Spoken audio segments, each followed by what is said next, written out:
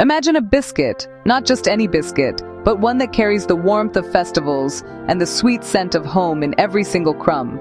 That, my darlings, is Thekua. It's a treasure from the heart of Bahar, a small, rustic cookie that is deep-fried to a state of golden, crisp perfection. One bite, and you are utterly captivated. The exterior shatters with a satisfying crunch, giving way to a slightly softer, crumbly interior that is just dense enough to feel substantial. It's a delightful paradox of textures, a culinary story told in a single, delicious mouthful. It is precisely this glorious contrast that makes you reach for another, and then another, until the plate is, rather sadly, empty. The allure of Thekua is in its profound simplicity.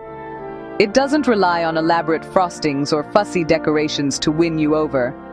Its charm is far more elemental, rooted in the magical transformation of humble ingredients like. The true beauty of making Thekua at home lies in the accessibility of its components. You don't need to embark on a quest for exotic ingredients. You likely have almost everything you need nestled in your pantry right this very moment. The soul of this biscuit is whole wheat flour, or atta, which gives it that wonderfully wholesome, slightly nutty character. This isn't the time for fine bleached flours. You want the rustic integrity that whole wheat provides. It forms the very foundation upon which we will build our layers of flavor, a sturdy, reliable base for the sweetness and spice that are to follow. It's the kind of honest, straightforward ingredient that promises a truly satisfying result. For the sweetness, you have a choice, and it's a rather wonderful one. You can use granulated sugar for a clean, straightforward sweetness, but my heart truly belongs to jaggery. Using grated jaggery, or gur, lends the Thekua a deeper, more complex flavor profile, with notes of caramel and molasses that are simply divine. It also imparts a richer, darker golden hue to the finished biscuit. The third key player is the fat, which is crucial for that crumbly, short texture. Melted ghee is the traditional choice, and for good reason. It adds an unparalleled richness and a nutty aroma that perfumes the dough from the inside out. Of course, a neutral oil will also work, but the ghee adds that touch of festive luxury. To elevate these core ingredients from simple to sublime, we need just a whisper of spice. A pinch of finely ground cardamom powder is essential. Its fragrant, slightly citrusy notes cut through the richness of the ghee and the deep sweetness of the jaggery, creating a beautifully balanced flavor. Now comes the truly lovely part, the gentle meditative process of bringing the Thekua to life. Begin by preparing your sweet liquid. If you are using jaggery, grate it into a small saucepan and add just a few tablespoons of warm water. Gently heat it, stirring until the jaggery dissolves completely into a dark, fragrant syrup. If you're using sugar, simply dissolve it in a little warm water. This sweet nectar is what will bind our dough and infuse it with its characteristic flavor. Once dissolved, set it aside to cool slightly. This step is the first layer of aroma that will begin to fill your kitchen, a sweet promise of what's to come. Next, in a large, accommodating bowl, combine your dry ingredients. Tip in the 2 cups of whole wheat flour, followed by the fragrant cardamom powder and the sesame seeds or chopped nuts, if you are using them. Whisk them together with a fork or your fingers, ensuring everything is evenly distributed. You want every bite of the finished Thekua to have that hint of spice and nutty crunch. This is your foundation, the canvas upon which you will create your masterpiece. Take a moment to appreciate the simple, earthy scent of the flour and spices mingling together. It's a quiet, calming beginning to our culinary ritual. Now for the magic. Pour the 1/4 cup of melted ghee over the flour mixture. Using your fingertips, rub the ghee into the flour. This is a crucial step known as moyen. You're not kneading, but rather incorporating the fat until the mixture resembles coarse, damp breadcrumbs.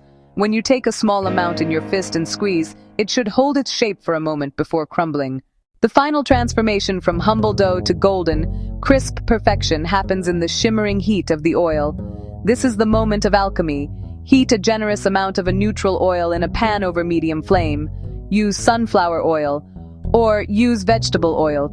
Use a deep, heavy-bottomed pan. Orakadai. The temperature of the oil is paramount. If it's too hot, the Thekua will brown too quickly on the outside while remaining raw and doughy within. If it's not hot enough, They will absorb too much oil and become greasy and heavy. To test it, drop a tiny crumb of dough into the oil. It should sizzle immediately and rise to the surface steadily, not aggressively.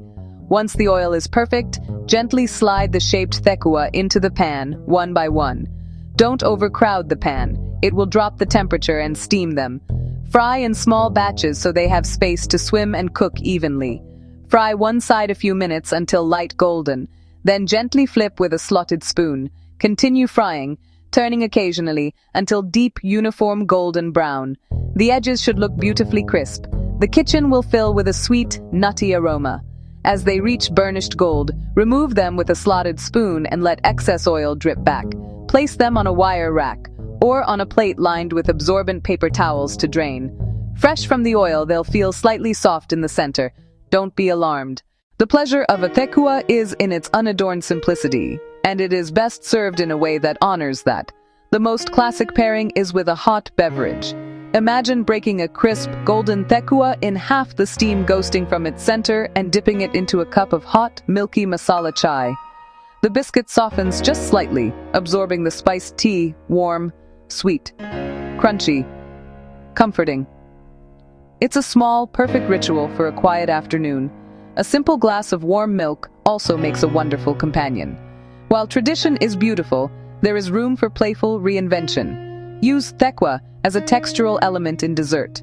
Coarsely crumble one or two over a scoop of creamy vanilla ice cream or over coffee-flavored ice cream. The cold, smooth creaminess of the ice cream contrasted with the warm, spiced, nutty crunch of thekua crumbs creates something sensational.